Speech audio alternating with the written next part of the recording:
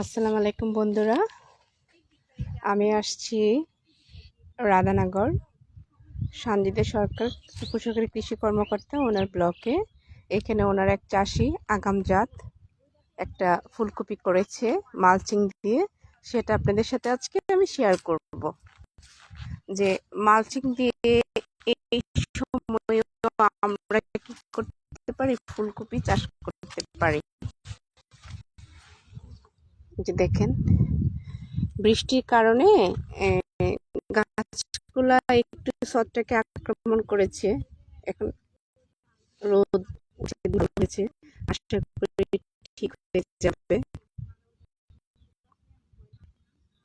যে যেখান থেকে দেখছেন একটু আমার সাথে জয়েন করেন। সকালও না দুপুরও না, এই সময় আপনাদের সাথে চলে আসছি একটু আমার কৃষকের জমি দেখানোর জন্য। খুব সুন্দর একটা ফুলকপির জমি, আর আপনার 15 দিনের মধ্যে বিক্রি উপযোগী হয়ে যাবে।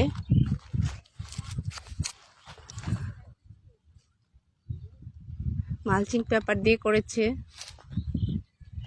আমরা যারা কৃষির উপর নির্ভরশীল বা কৃষি উদ্যোক্তা হতে চাই, তারা কিন্তু মৌসুমওয়ারি এরকম আপনার দেখা গেছে যে আপনার যদি আগাম জাত বা এখন এই ফুলকপিগুলো যে দামে বিক্রি করা যাবে, যখন মৌসুম হয় তখন কিন্তু এরকম বিক্রি করা যায় না, দামটা কমে যায়। এখন কিন্তু উনি এখানে প্রায় 10 শতকের মতো জমি করেছে। সেই জমিটা দেখা গেছে যে আপনার অনেক বেশি ফলন হবে বা ভালো হবে, আশা করছি ভালো হবে। তবে কিছু গাছ নষ্ট হয়ে গিয়েছে, বৃষ্টিতে অতিবৃষ্টি ছিল, অতিরিক্ত বৃষ্টির কারণে কিছু গাছ নষ্ট হয়ে গিয়েছে, কিন্তু মোটামুটি ভালো আছে জমিটা।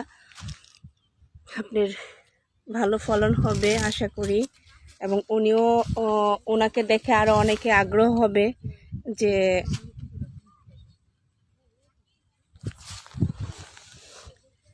মৌসুমওয়ারি বা আগাম ফসল উৎপাদন করার জন্য।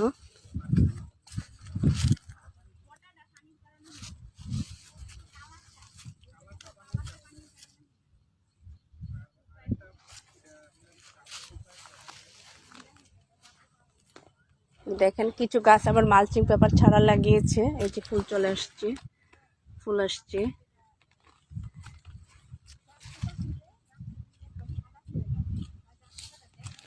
এই যে ফুলকপি, এখন কিন্তু এগুলো বাজারে আপনার উচ্চ মূল্যে বিক্রি হবে। আমরা যদি বাজার বুঝে বা আগাম সবজি চাষ করতে পারি, তাহলে কিন্তু সবজিতে লাভবান হওয়া যায়। আজকের মতো আমি এখানে বিদায় নিচ্ছি, আবার কোনো এক জায়গায়